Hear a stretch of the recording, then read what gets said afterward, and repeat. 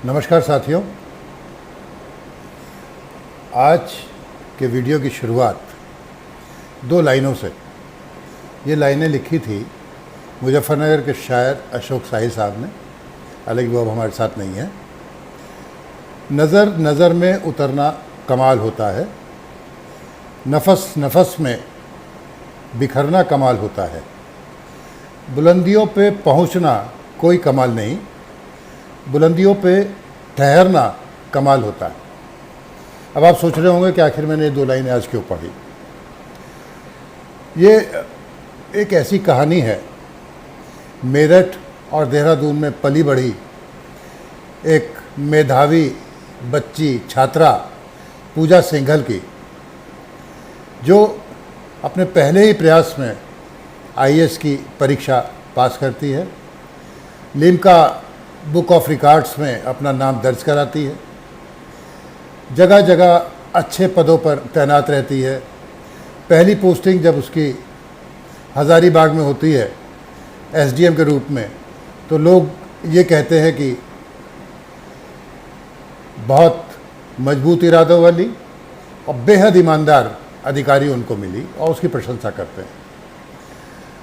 Lal Bahadur Shastri academy में उसके साथ रहने वाली अन्य आईएएस, एक आईएएस ने आज टिप्पणी भी की है कि उसे हम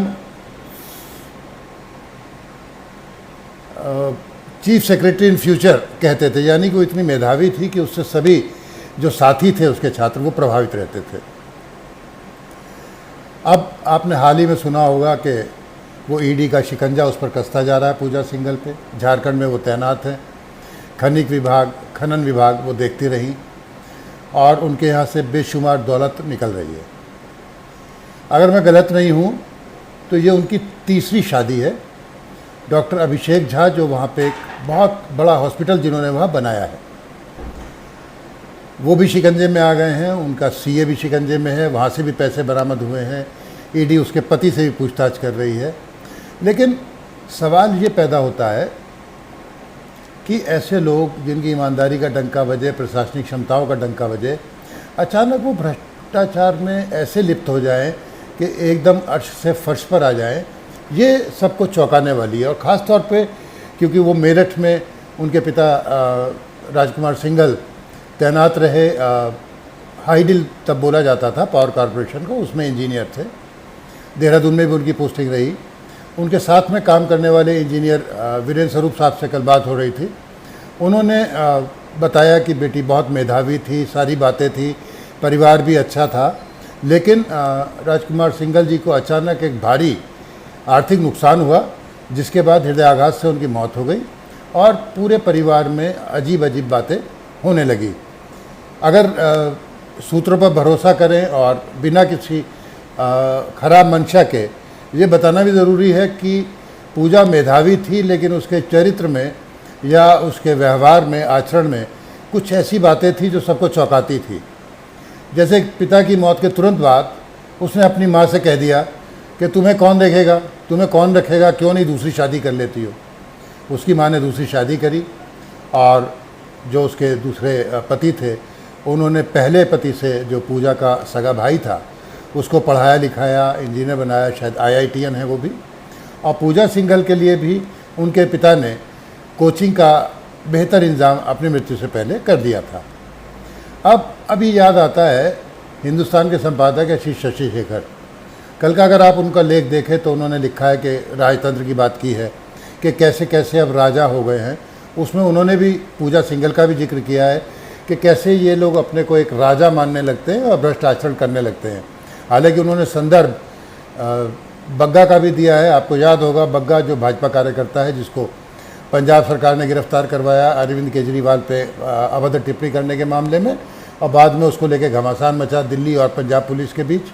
तो ये सारी बातें जो हमारे राजनेता हैं, जो हमारे ब्यूरोक्रेट्स हैं, उनसे आदमी अपेक्षा करता है शुचिता की और अच्छे चरित्र की। और इतनी तनख्वाहें, इतनी सुविधाएं उनको मिलती हैं कि ये भ्रष्टाचार करना क्यों ज़रूरी है, ये किसी की समझ में नहीं आता। आपने अभी हाल ही में देखा होगा कि एक पाटीदार IPS हैं, वो फरार चल रहे हैं और उनको पुलिस ढूंढती फिर रही है, उन पर हत्या और भ्रष्टाचार का मामला है। इसी तरह से अच्छी चर्चित डीएम रही निधि केसरवानी गाजियाबाद की, विमल शर्मा एक अधिकारी आईएएस अधिकारी रहे। ये सब लोग भ्रष्टाचार के मामलों में कहीं ना कहीं फंसते जा रहे हैं। तो यही चिंता का विषय है कि ऐसे बच्चे जो मेधावी होते हैं, जो इस पदों पर पहुंचते हैं, जो युवा जिन्हें देश के निर्माण में और समाज के चरित्र निर्माण में अपनी भूमिका निभानी चाहिए, वो अचानक कैसे भ्रष्ट हो जाते हैं, क्यों इस तरह के भ्रष्टाचार में लिप्त हो जाते हैं। और पूजा सिंघल के लिए तो ये बात नई नहीं है। माना यह जा रहा है कि पिछले 10 सालों से वो ऐसी चीज़ों में लिप्त हो गई थी। हालांकि हर एक मुख्यमंत्री के करीब रही, बहुत करीबी रही और बड़ा विश्वास पात्र रही, लेकिन 2 बार मनरेगा में भी घोटाला करने के उन पर आरोप लगे।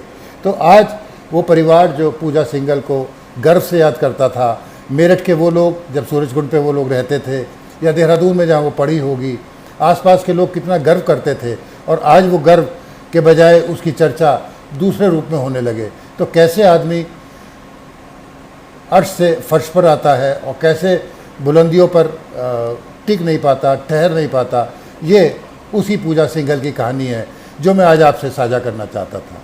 नमस्कार।